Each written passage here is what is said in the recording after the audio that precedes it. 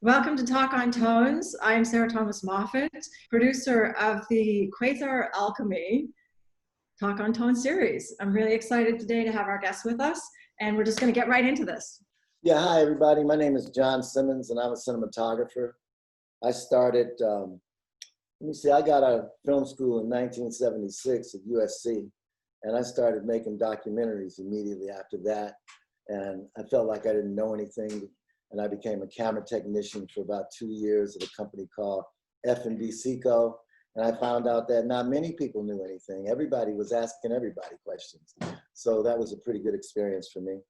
And I came out of there and I started doing more documentaries and music videos. The first music video I ever took over for anybody was Stevie Wonder's Ribbons in the Sky. I don't know what year that was. It's pretty early on. But after that, I made lots of music videos with Death Row Records, Ice Cube, Snoop Dogg, Britney Spears, lots of music videos. And I left music videos and started doing commercials for a company called the Film Syndicate.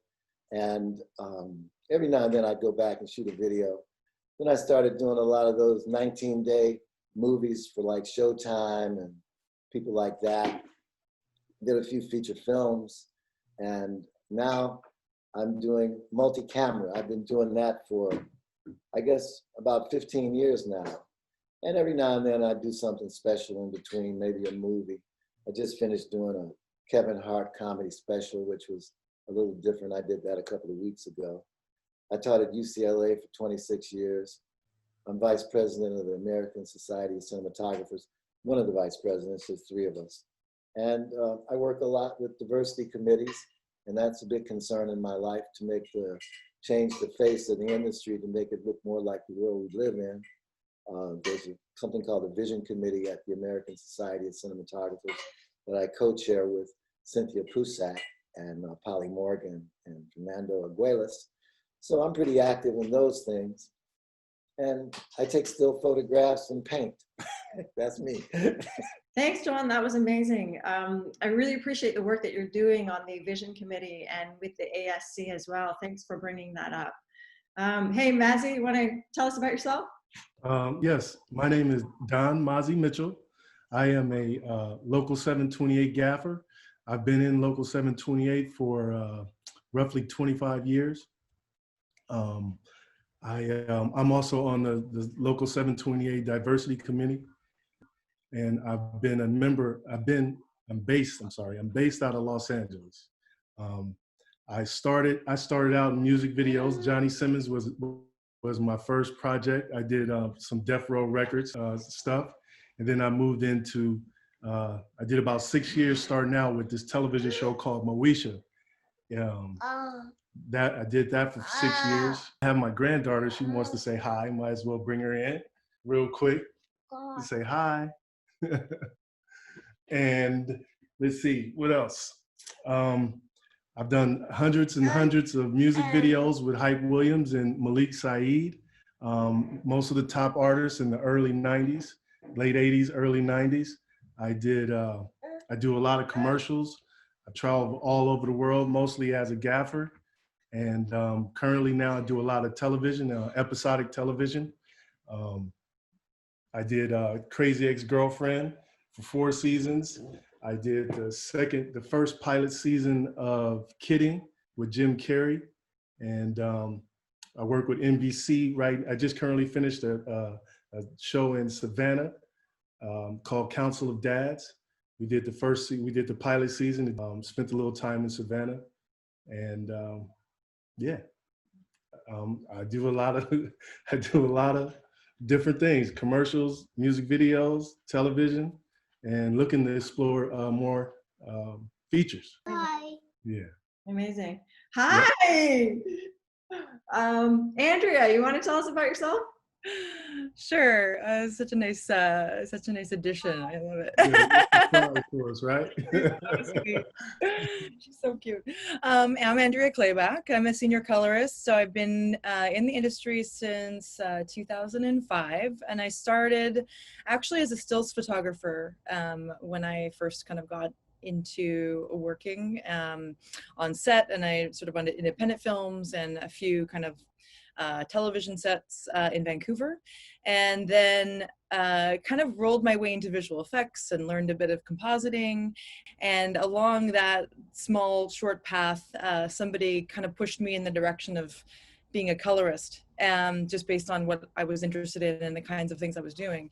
So in 2007, I kind of made the jump to that chair, and I started with documentaries and feature films and short films. Spent a lot of time just, you know, with everything as much as possible.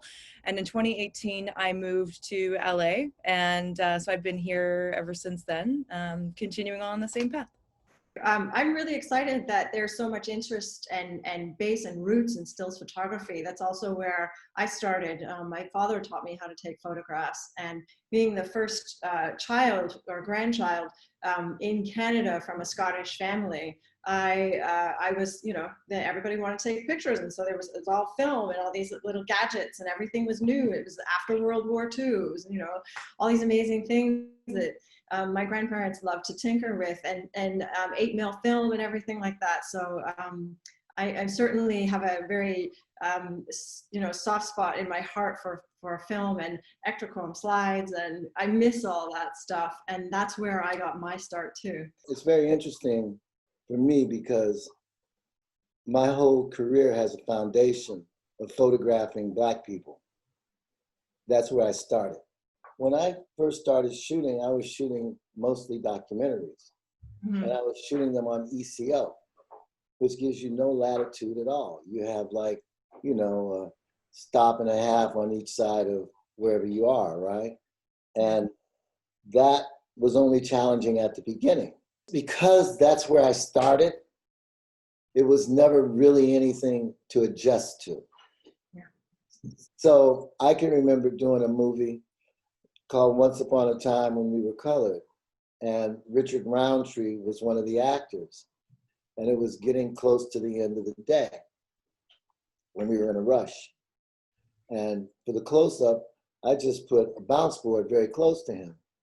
And he said to Tim Reed, the director, I don't think this guy knows what he's doing. Everybody always likes me in these situations. And he's in the series that I'm doing now for Netflix. And we make jokes about it all the time, because when he saw the dailies from that movie, he was like, damn, I didn't know people could do that. But I could do that because that's where I started. You know, I didn't start shooting white folks. I started shooting Black people. Mm-hmm. So my challenge was never really there because, you know, in the old days, I'd open up a third of a stop, and that usually covered my situation. And that wasn't bad for Caucasians. I did a picture called The Killing Yard with Morris Chestnut and Rose McGowan, and it's a courtroom drama. And they're next to each other pretty much the whole time, right? And she's like a China white, right? And Morris is like real brown. Third of a stop. Sometimes maybe I'd have to net her down just a little bit, but it was always pretty much there. And now I used to operate for a guy, and I'm not going to say his name, but I was his operator, and we were doing a movie.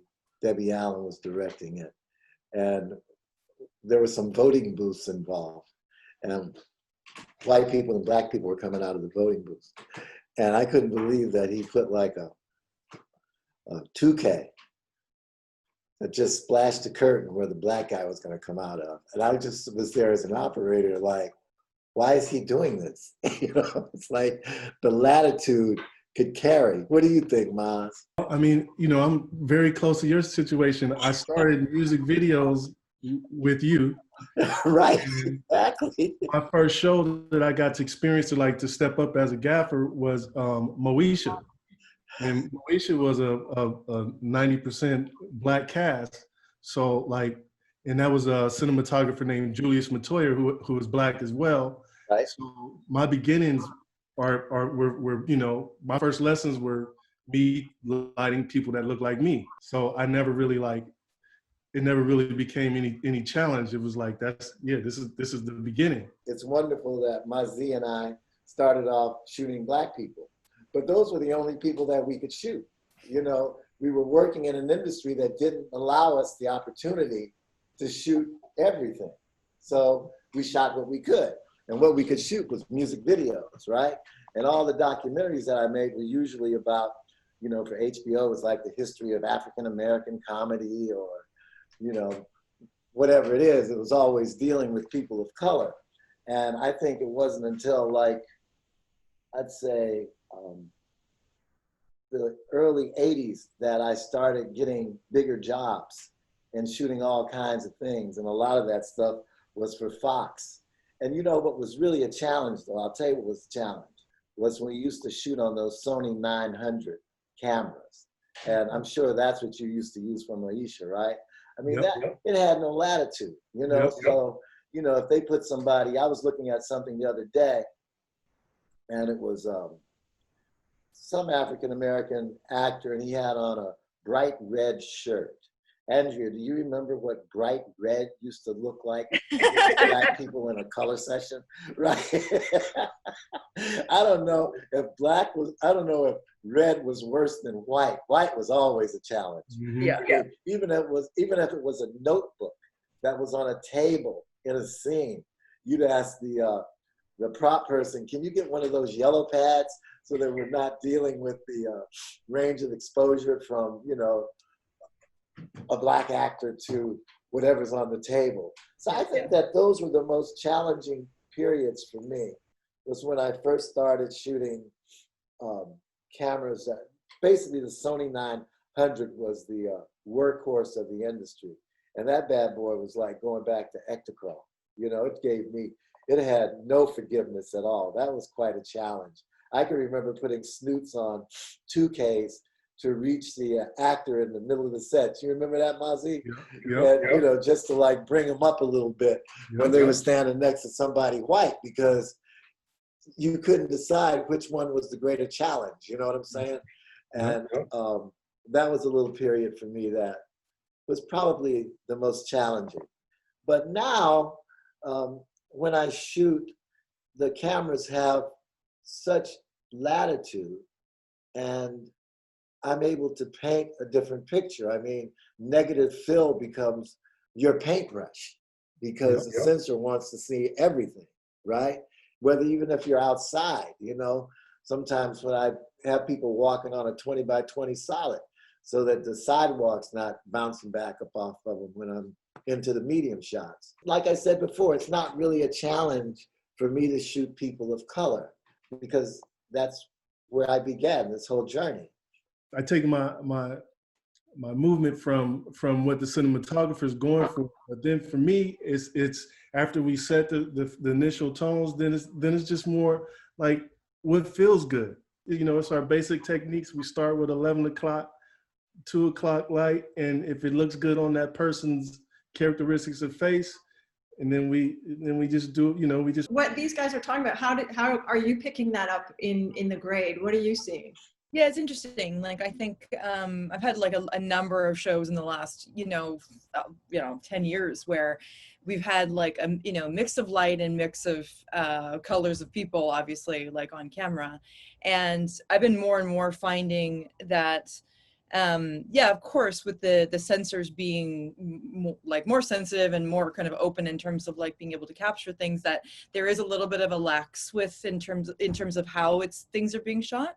So, and then also just like how when it comes to me, we might get to a point where like I develop a look where it's like, this is sort of this overall how we want this film to look or how it to feel, But then for me, I'm always trying to gather like, okay, well, let's develop that look based on, these are the main characters, here are the actors in the scene. So look is all well and good, but what does it actually do to the skin tones, of each person that's in the film? And I found that that's been sort of a bit of a challenge here and there with potential like noise patterns and things like that, where it's been shot at, you know, open, and it feels like it, you know, there should be lots of detail there. But once we kind of bring the look in, you know, which might, in a lot of cases, and I guess that's what I mean in the last couple of years, is that everybody wants to really lean everything very dark. And so what we find is like we do a lot of like way more sort of secondary work and kind of shape work to make sure that everybody's kind of like falling in or, you know, out when they need to be. And I ran into a film recently where, you know, it was sort of the whole film was sort of exposed at 1600, sort of like recommended by the camera manufacturer. And when we got the film, you know, we got the look kind of in, we started to see noise in a specific area, which was kind of like 90%, you know, or to 80%, so like the dark gray.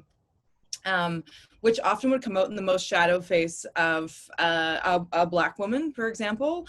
And that person ended up with like more noise and texture in their face. And so to me, I thought, okay, well, this is kind of interesting because we weren't having similar discussions about noise in shots where, you know, they had exposed for say, oh, you know, a white man or, you know, Asian skin tone, for example. But we were getting, you know, a lot of issues just in those scenes where, oh, wow, it's really noisy here. It's like, well, it's noisy everywhere, but that's where you really see it, you know? Yeah. So to me, it is like, you know, I think there's a lot kind of going on here in terms of just like how camera manufacturers are rating and what they're suggesting, and then the experience of the cinematographers as well. You know, in terms like what you're saying. And of course, these could be like less experienced cinematographers, but I also think it's just potentially how lighting is sort of pushed or pressured on set as well these days too. So I don't know. I mean, I'm not sure, but. Was that the F55 that was doing that to you? DXL. Okay. DXL, the red I was having noise problems with the F55 for a little while, and we solved those, but that was a challenge for a minute. I like to light dark whenever I can, you know, and I usually have an on-set shader, a colorist that's there, that's keeping me honest. That kind of helps me a lot. So usually when I go into my color sessions, they remain pretty consistent. You know, the narrative, of course, drives the way we light. And depending on what that is, you know, it lets us go darker. And also, you know, I was thinking that sometimes it's about makeup when you're shooting different skin tones, you know? It's like, do you let this person shine, or do you let this person, you know, become more reflective, or do you, you know, ask them to powder them down? The thing I just shot with Kevin Hart, because of this COVID situation, it's not just a comedy special. He's supposed to be in his living room with like 40 people, you know? And we used the Sony Venice, and it was my first time using that camera. And it's a wonderful camera. Do you like that camera, Andrea? Yeah, I do actually. It's pretty cool. I haven't had a ton of like feature work with it, but they have been using it for more series that I've kind of had experience with. But yeah. And Kevin, he won't take any makeup. He just lets himself become super shiny, you know, and trying to make this little performance area look like it's a little hotter than the rest of the living room, but it can't look like a regular performance. I'm not sure how that's going to play out. I haven't had a chance to color it yet, but it was interesting because when you look at the audience and do the over the shoulders, they're almost in total darkness, just with a lot of, you know, color. You know, it's kind of atmospheric. I was really happy with the range of latitude that camera gave me. I was able to go from, you know, a really dark situation with Kevin on the left side of the frame, you know, and he's probably about 2 stops hotter than the rest of the people. Maybe not that much, maybe a stop and a half, right? But, you know, it looked pretty natural. I was pretty impressed with that camera, that I could actually paint the picture. You know, one thing about digital cinematography that's a lot different than working in film is I would light through the eyepiece. You know, when I was shooting film, I would trust my eye through the eyepiece. Now, when I'm lighting, I'm pretty much painting the picture by looking at the environment. And I try not to depend on that monitor until I get back there. And, you know, I use my light meter, but I've been doing this a long time, so I don't use my light meter a lot. I mean, even when I shoot film, I don't use my light meter a lot because, you know, I'm pretty much uncomfortable with how I feel. Sometimes I go home at night and I shoot some film and I'm like, shit, I didn't even take my light meter out, right? You just know what it's supposed to look like. You know, you don't have to even. Yeah, you just kind of know what it's supposed to look like. And I feel like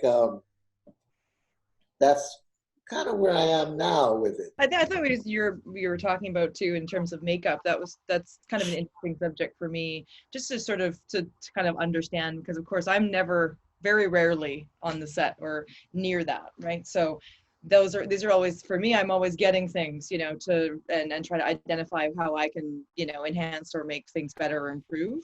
Something came up on a recent film that I was working on with an all-black cast. Basically, I think there's one one guy in the film that was the sort of white corporate boss guy or whatever, but everybody else, you know, different, like varying tones of skin, but they of course also different age groups, right? So we have like actors who are, you know, older and actors who are super young playing against each other. And the question, of course, like of makeup and lighting and sort of the beauty work came up, and that to me it really made me kind of think about what we deem as beauty. You know what I mean, in terms of like what is beautiful and what is work that needs to be done or doesn't need to be done on certain actors, you know. So for example, you know, a woman who is like maybe in her 50s, and I know the producer kind of came up saying, you know, I really want her to look great. You know, we need her to look great. So we're going to, you know, do a whole pass just for this actress. And you know, it was kind of funny because it's sort of in one way you think, yeah, you want her to look great. But then there's another side of it where kind of what is the bar that we're kind of setting to that, you know, would define her not looking great in her sort of more natural. She's still, you know, made up, lit well, but what is that defines her as maybe not looking as great? You know what I mean? So I thought that was kind of interesting. Is like, we don't want to go too far, but we definitely want her to, you know, come up in the film looking awesome. We don't want her to appear, you know, too old or too different than everybody else, even though she would maybe be a couple of decades older than most of the cast. I'm a gaffer and I work for a lot of different cinematographers. And I also do a lot of beauty work with a couple of cinematographers that I work with, primarily Malik Saeed. And, you know, we have a style that we do, like, you know, 90% of the time. It's when we used to do a lot of L'Oreal and Clairol and Ulta and stuff. So like, there's certain lights and there's certain ways that we use the lights to get the beauty styles. Most of the time it's going to be a smaller breezy light, and then we'll use a big soft source behind the camera, real big. Like it could be like a 12 by light grid or a 12 by bounce, and that's directly behind the camera to kind of give us our general feel light, and then we'll key in with a beauty, you know, breezy type light. Most of the time it is a breezy. And then we'll just we'll take the angles from the characteristics of their face. So that's like my go-to technique. Even when I'm working with different cinematographers that's not really as confident in their beauty lighting skills, I'll just kind of go to that to kind of help us along.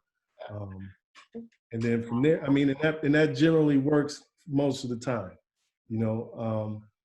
Sometimes, you know, it's directional on where we're putting the light, if it's going to be directly over camera or whatever. But and then from there is just, you know, maybe add a little pop to the eye, a key side fill. When we're doing television, it's done more on a different pace, right? So it's usually just one general kind of 3/4 key, bigger source light, and then a key side fill, just to fill in those, fill in the nuances of their, of their features. And that's because we're moving much faster and don't have time to get as detailed usually. And who's making those decisions while you guys are working this out, from, camera choices, lens choices, lighting choices, to post on that, what Andrea is bringing up, that decision of what is the bar for the definition of beauty on anyone, and level of darkness, as far as like, oh, we have to make everything look dark and the scenes at night, and yeah, but you still have to light to get dark, right? You can't just give somebody an image of data that's noisy on everyone's faces, and then you can't fix it in post. Most of my cinematographers I have really good relationships with, so they'll either have a design of references, a choice of references, either from some magazines or some post stuff that they shot, or if they got notes from the director, they want it to feel like this, we'll look at the references together, we'll talk about that styling, and then being that, I'm trusted with them, they'll let me primarily choose the lights to go ahead and fulfill that. And then from there, like I'll just get us in the zone, and then the cinematographer will usually just fine tune it.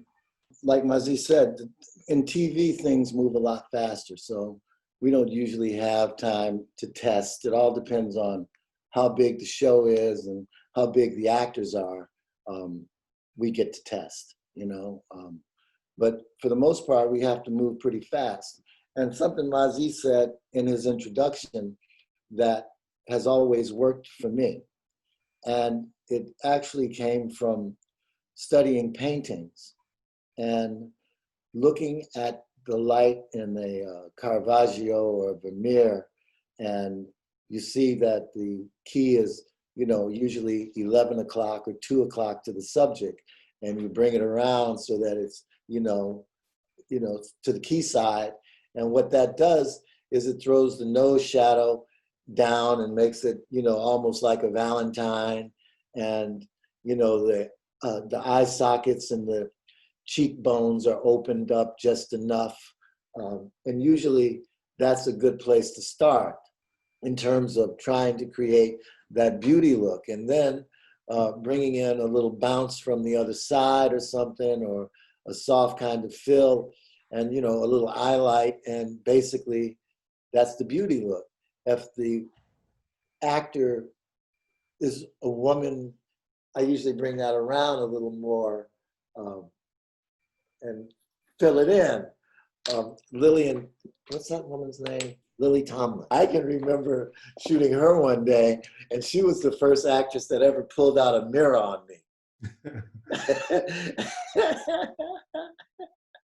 She was like, I don't know. And she called her makeup lady over. Is this right? And the lady said, yes, beautiful. She looks okay. And then Sid Charisse pulled a mirror out on me one time. So I've been challenged by a few divas on whether or not.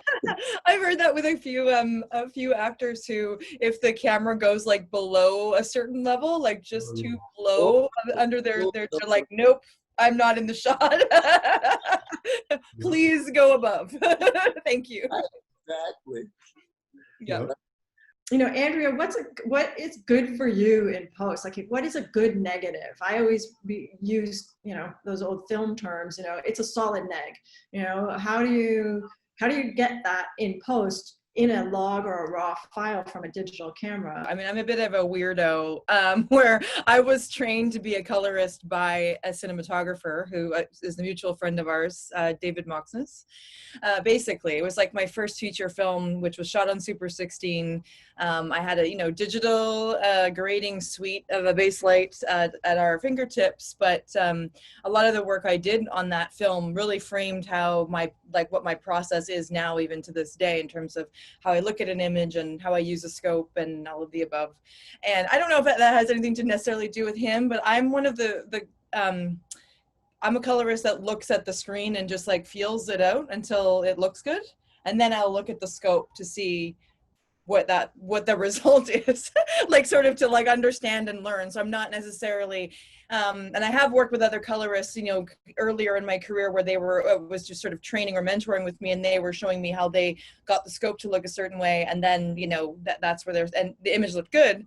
But I've never gone that way. I've always started with what was in front of me and felt it out, like just to kind of gauge, like you said, what's a good negative, to how dense it is. Okay, so if it goes really contrasty, so if I stretch the curve, what happens? Okay, if I bring it really low con, what happens? Okay, so I do a thing where I feel the image out, I put it through some paces, which is usually contrast. It's usually making it super dark to see, you know, what is clipping out or how much color is in the negative. What if anything weird happens when it, you know, kind of goes up, slides up and down. And then I kind of put it back kind of in the center range where, you know, we would see sort of like a neutral image is to kind of start from to gauge. And then I would be able to sense that. So I don't necessarily go with numbers, but it's also an interesting point too, because it took me like 2 or 3 years before I understood that there was like this skin tone line on the scope. Like nobody ever explained that to me.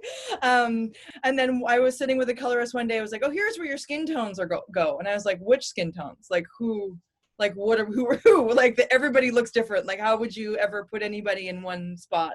And he, you know, they explained to me, oh, that's generally where, like, you know, this sort of overall that Marcy girl white skin tone would go. And I always thought that was a little bit like unusual, that there would be like a line on a scope for that. So I've always kind of gone against that and allowed like light to affect the actor in the scene. So if there's a cool light, then they look a little cool. That's what I prefer. Like I think that looks more natural.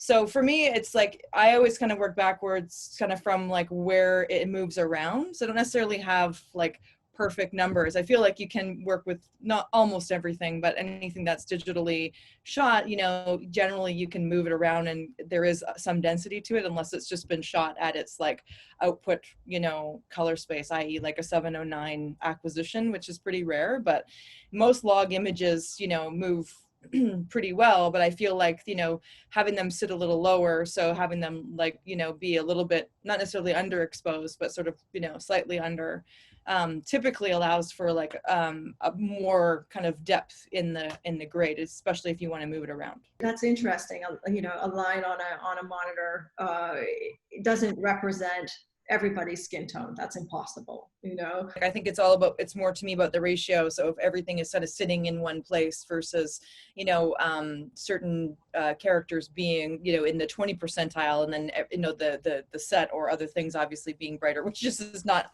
good cinematography, but, you know, you never know, things happen sometimes like that, right? So, but yeah, I don't know. I mean, to me, it's just, it's more about the ratio, I guess, in that sense, that things can move together versus kind of being kind of blown apart. And what I'm going to do is ask Mazzy and John to build on that. So with that information, what would you do to make sure that a colorist can do that and has that up front? Say you're working, say the scene is at night with Black actors.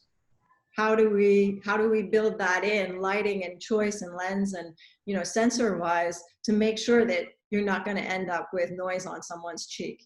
How I usually start it is I don't use my meter all the time, but when we first shoot a scene or even like if it's episodic television, our first episode is where I experiment basically. You know, I usually get the stop that the cinematographer wants to shoot at. I pull my meter out, I get that stop, and then I'll casually walk around and get highlights, you know, and then mentally I'll have that range set in my own personal mind, in my eye, and then I'll go to the monitor and see how that looks. So from knowing that, so if I like the actor and he wants it at a 2/8/4 split, then my eye is set to that. I kind of can see that from there. Whatever's in the background, if it's night and we're doing, you know, sodium vapor lights or whatever, I've already measured that, and it's like, okay. And then I'll personally just take and bring those lights. I'll dim them up or dim them down, just so I can get that reference this is the range that I wanted at roughly 60% for my background lights, or, you know, I kind of developed my own range to just help the cinematographer out. And it's based on, like I said, I meter the key first. I don't necessarily meter the fill. I just kind of play with the fill in percentage, you know, just looking through the monitor.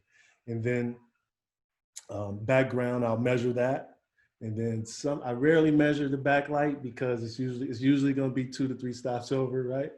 And then I have my base in my mind. So then from there, every time we do that scene, or not do that scene, but do a scene that's night or day, then I have a range of how it's going to look for me on the monitor. I'll get notes after we've seen a color time, and then from there, then I'll start looking at the waveform, and we'll pick that range of between 40 and 60 for certain things, you know. So that's how I go about it. It's always, but I do start with the meter still, just for personal, like my personal look for it, and then from there I just work off the monitor. Yeah, well, you know, the other thing that I do is Mazzy pretty much told the story. That's pretty much the basic formula in the way I approach things as well, you know.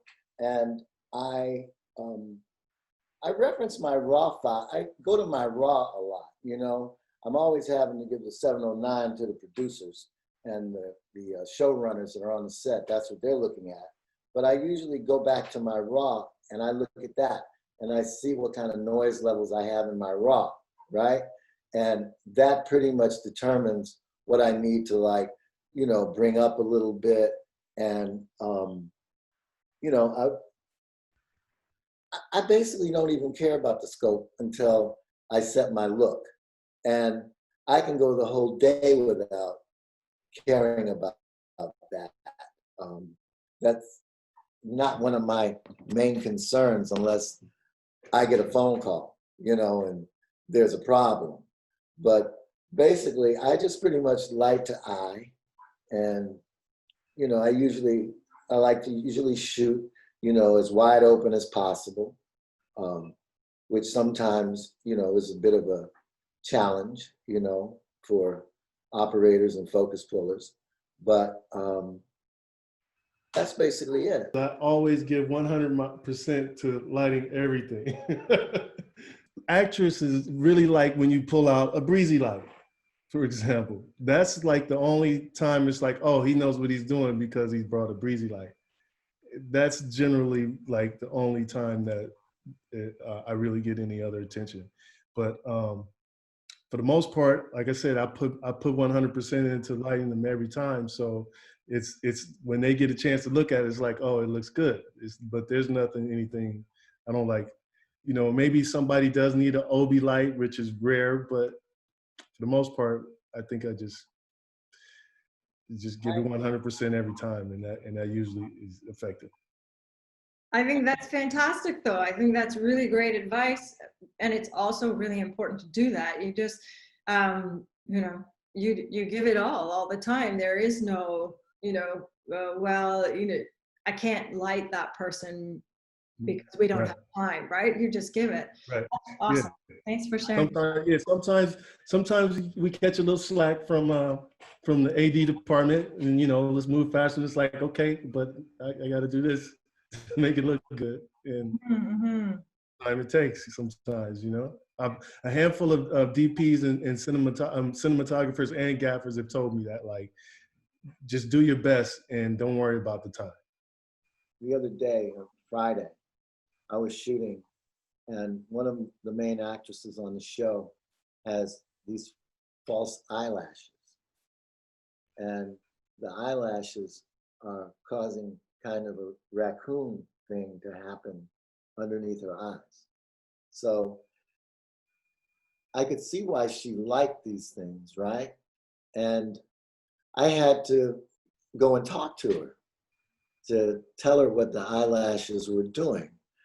Tomorrow morning, I have to go into a color session to see if I can clean up that stuff a little bit, you know, and bring it out of there. So every now and then, you know, you have to go up and speak to an actress, like all of a sudden the makeup lady puts that shimmering kind of makeup on someone, and I go to makeup and I say, you know, that's not working for me. Let me show you on the monitor what happens. And you have to go and clean it up. And sometimes it's just, you know, you just have to be really cautious as to how you speak to actors and the choices that they've made, you know, when they present a problem to you. So I was able to speak to this woman yesterday, and she's going to shorten the eyelashes.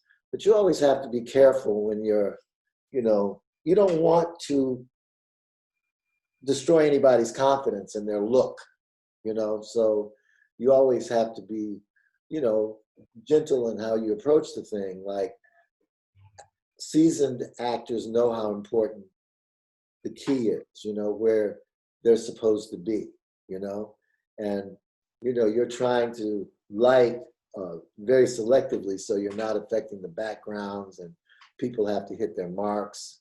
And, you know, when you're working with a seasoned actor, you say, well, that's your light right there. That's where you want to be, right?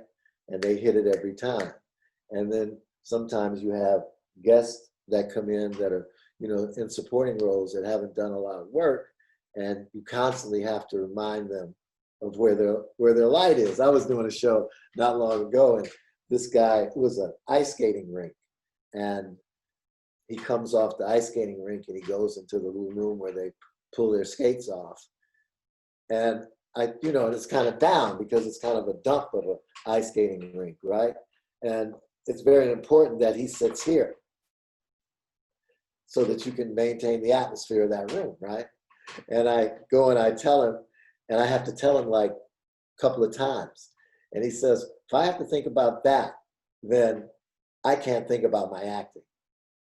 So at a certain point, you just say, well, okay, sorry about that, but, you know, these are the choices that we have to make.